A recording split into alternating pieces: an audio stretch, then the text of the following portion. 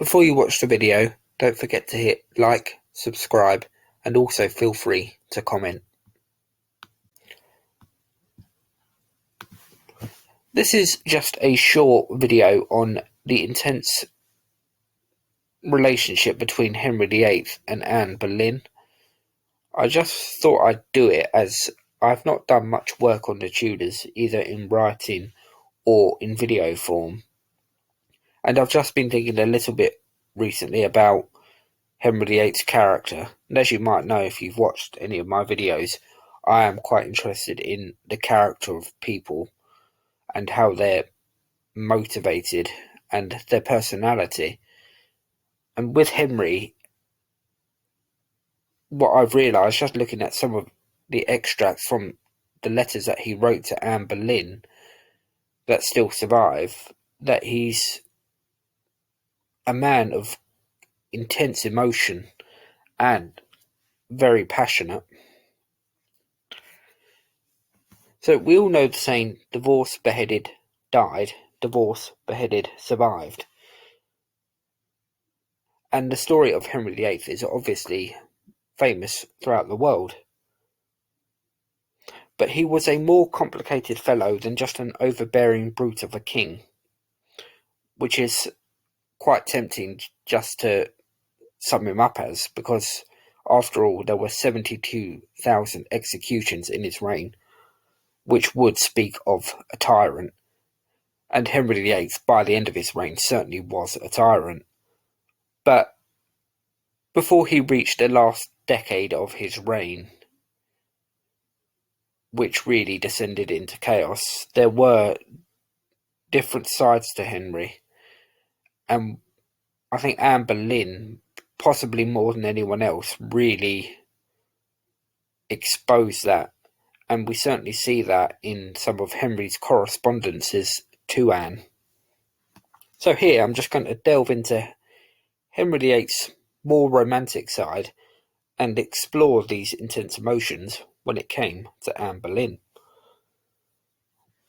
So obviously we all know Henry VIII's relationship with his first wife, Catherine of Aragon, broke down. It was initially good, but their inability to produce a son and heir together eventually saw the marriage completely break down beyond repair. Catherine, though, put up quite a fight before the eventual break with Rome and divorce. Henry did get his way, but there was huge periods of frustration for him. And whilst that particularly frustrating part of his life was going on, Anne Boleyn had caught his eye, and love letters between the couple, as I have mentioned, survived, and they really do shine a light on Henry's personality and some of the contradictions that were really starting to raise their head. On the one hand, Henry was perfectly willing to discard his long-term wife, Catherine, of whom had been loyal to Henry and had actually served him quite nobly. And on the other, he was turning on the charm to win the heart of Anne. In one letter to Anne, he tells of a gift he has had sent to her, which is a bracelet with a picture of Henry in it. This might seem quite a smooth move from Henry, but it's also an act of a egomaniac. And in another letter, Henry concludes his correspondence by encircling the initials AB with a heart. Henry, by this point, is almost like a love-struck teenager, and for Catherine, this must have been hard to bear. The man that she undoubtedly loved, which I think sometimes gets overlooked, had completely turned his back on her and was now completely besmitten by another woman.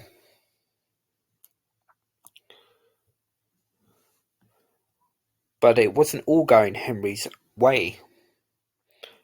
Anne, from her own choosing, chose to stay away from Henry's court, which left him deeply upset, and he speaks of his grief at being separated from Anne. But Anne was playing a clever and canny political game. She knew that the king was entirely head over heels in love with her,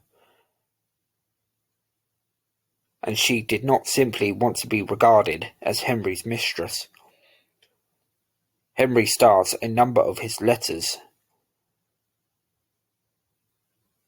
addressing Anne as his mistress, and this would have been undoubtedly distasteful for Anne, I think. I think she would have seen herself as more than just a king's concubine, if you will.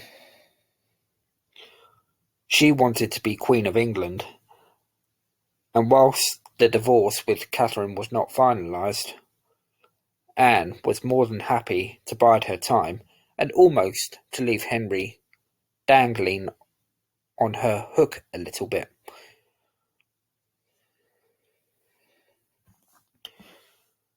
Then Henry would have become troubled when word got back to him that Anne had fallen ill.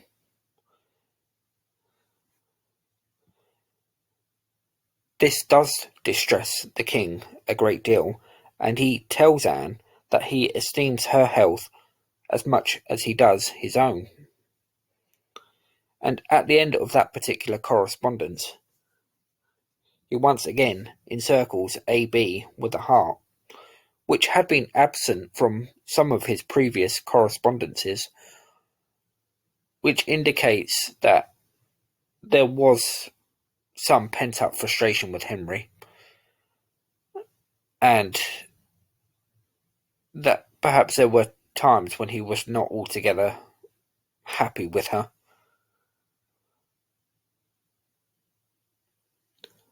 As the relationship intensifies and as Henry gets closer to his wish of making Anne his queen, he starts to address her as darling on numerous occasions. Anne is now his sweetheart, and this shows that he really has become smitten with her. And it's extraordinary that just 3 years after marrying Anne, she would be dead, and dead at the hands of the man whom had so loved her and had made such a remarkable bid to win her heart and to make her his queen. I think the collapse of the marriage in 1536, I think can be put down in part to the intensity of Henry's relationship and his passion for Anne.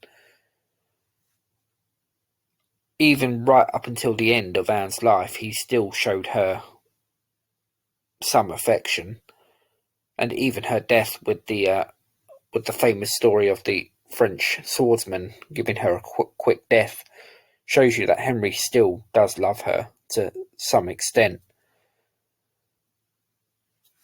Henry was a complicated man, and this relationship with Anne,